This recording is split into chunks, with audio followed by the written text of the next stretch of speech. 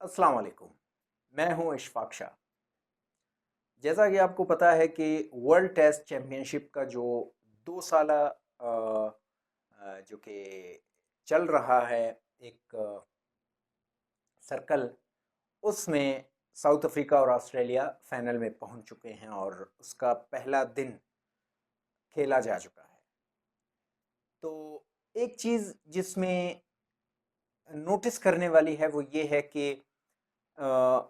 जो नेचर है वो कभी भी फितरत नहीं बदलती। हालांकि आदतें बदलती हैं और फितरत नहीं बदलती। जिस टीम की फितरत में ही हो चौक करना, तो फिर क्या टेस्ट, क्या वनडे और क्या T20, वो तो फिर चौक करता ही रहेगा।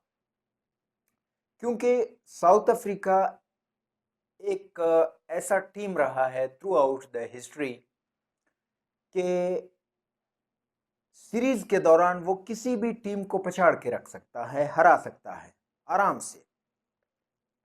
बल्कि एक ज़माने में ऐसा था कि साउथ अफ्रीका को सीरीज में हराना नामुमकिन समझा जाता था। अभी तो फिर भी टीम बहुत कमज़ोर है, लेकिन तब भी वर्ल्ड कप्स के अंदर जब आ जाता था तो वहाँ पे फ्लॉप हो जाता था और उसे चोकर का एक टाइटल मिल चुका था।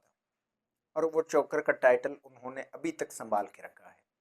ऐसा नहीं कि ये टाइटल उनसे कोई छीन ले। असल में ये चोकर वो अपनी खुशी से नहीं है, बल्कि ये वो दबाव है जो उनको किसी भी बड़े इवेंट के अंदर जीतने नहीं दे रहा। जैसा कि T20 वर्ल्ड कप के दौरान हमने देखा कि फाइनल में आने के बाद 175 का जो टारगेट था वो बआसानी पूरा कर सकते थे। जब 35 बालों पे 50 रन चाहिए था और 30 बालों में 30 रन चाहिए था, यानी 5 बालों में 20 रन बना लिए थे। अगले उसी बॉलर का एक और ओवर भी रहता था, उसमें भी वो कर सकते थे, लेकिन नहीं हो पाया उनसे क्योंकि वो चौक कर गए। कॉन्फिडेंस नहीं था, एतमाद नहीं था, और वो उस दबाव को, उस प्रेशर को बर्दाश्त नहीं कर पाए और T20 वर्ल्ड कप उनके हाथ से निकल गया। और ये जो टाइटल था ये उनके पास महफूज रहा, चोकर वाला। फिर उसके बाद वर्ल्ड टेस्ट चैंपियनशिप ये दूसरा ऐसा मरहला है कि जब साउथ अफ्रीका आईसीसी का चैंपियन बन सकता है किसी भी फॉर्मेट के अंदर। लेकिन अब भी अगर हम देखें तो आज के दिन जब मैच शुरू हुआ तो बॉलर्स ने बहुत अच्छी बॉलिंग की। कागिसो रबादा और मार्को जेनसन ने, कि उन्होंने 212 पे ऑस्ट्रेलवी टीम को महदूद कर दिया।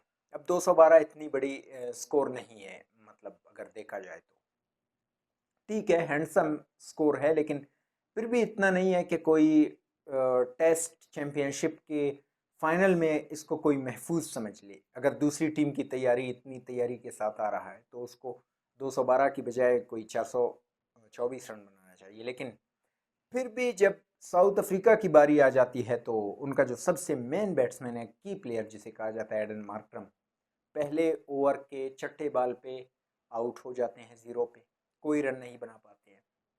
इसके बाद जो दूसरा उनका प्लेयर है रिकेल्टन, ओपनिंग के दूसरे एंड पे, वो अच्छा प्लेयर है।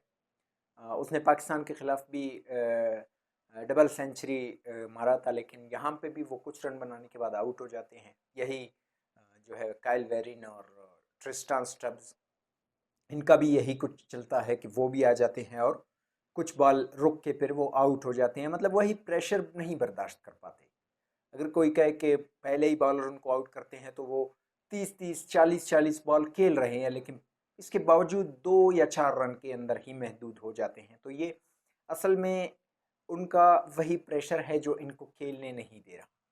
चाहे वो T20 वर्ल्ड कप का जो फाइनल था जहां पे क्लासन और डेविड मिलर जैसे दो बहुत बड़े प्लेयर 30 पे 30 को चेज नहीं कर पाते हैं, वहीं पे आकर इनके जो 11 प्लेयर्स हैं वो 214 के टारगेट को करीब भी नहीं कर पाते। कि अगर ऑस्ट्रेलिया अगले इनिंग्स में फिर से अगर 200 भी बना लेता है तो फिर वो चेज करने के काबिल हो जाए। लेकिन यहाँ पे फिर तो उल्टा हो जाता है कि 100 से पहले ही इनको ऑल आउट होने का चांस है, क्योंकि 40s में ही इनके 4 विकेटें गिर गई हैं।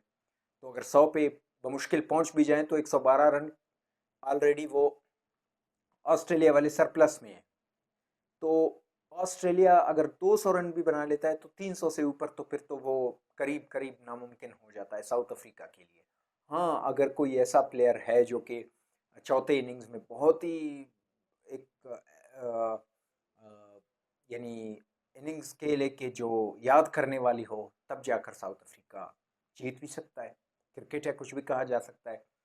लेकिन यहाँ पे वही मेंटलिटी है कि हारने वाली टीम है तो जाहिर सी बात है कि जो कुदरत का निज़ाम जो पाकिस्तान के साथ हर वक्त वही होता है कि कुदरत का निज़ाम उन्हें सेमीफाइनल भी पहुंचाता है, फाइनल भी पहुंचाता है और कभी कभी चैंपियंस ट्रॉफी और 2009 के वर्ल्ड कप को भी जितवाता है। इवन कि अगर 1992 के भी वर्ल्ड कप को देखा जाए तो वहाँ पे भी कुदरत का निज़ाम ही था असल में। असल में वहाँ पे भी कोई ख़ास कारकर्दगी नहीं थी कि पाकिस्तान अनडिफीटेबल हो और आकर जीत लिया। वहाँ पे भी पाकिस्तान मतलब मरते मरते आ गया था सेमीफाइनल और फिर वहाँ पे कुछ वो हो के फाइनल पहुँच गया था और वहाँ पे वो जीत गए थे। तो ये असल में वही कुदरत का निज़ाम है जो साउथ अफ्रीका को 2 मरतबा फाइनल पे ले आया।